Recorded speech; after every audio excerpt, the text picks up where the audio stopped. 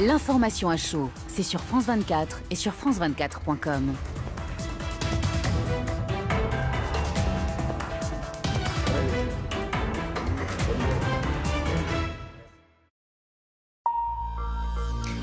Bonjour à toutes et à tous, il est 7h30 à Paris, 8h30 à Kiev. Bienvenue si vous nous rejoignez dans cette édition spéciale consacrée à l'offensive russe en Ukraine, avec à la une le président ukrainien qui décrète la mobilisation générale et le rappel des réservistes dans toutes les régions du pays. Des fortes explosions ont retenti ce matin à l'aube à Kiev. La capitale a été visée par des tirs de missiles russes.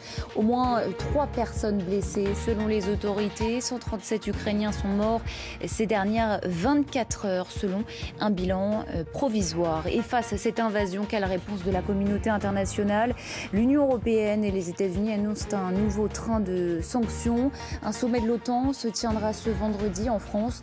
Emmanuel Macron recevra dans la journée les anciens présidents François Hollande et Nicolas Sarkozy. Et tout au long de cette édition, mobilisation exceptionnelle de nos correspondants et envoyés spéciaux en Ukraine et en Russie.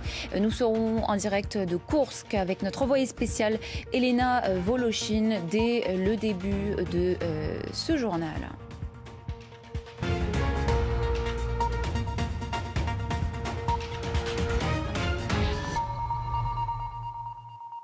Mais d'abord un point sur les toutes dernières informations. Le jour se lève donc à Kiev et des explosions retentissent dans la ville. Il s'agirait de tirs de missiles russes selon le chef de la diplomatie ukrainienne. Ils ont fait au moins 3 blessés selon le maire de la ville. Cela fait désormais 24 heures que la Russie a envahi l'Ukraine. Une offensive aérienne et terrestre massive avec des frappes coordonnées.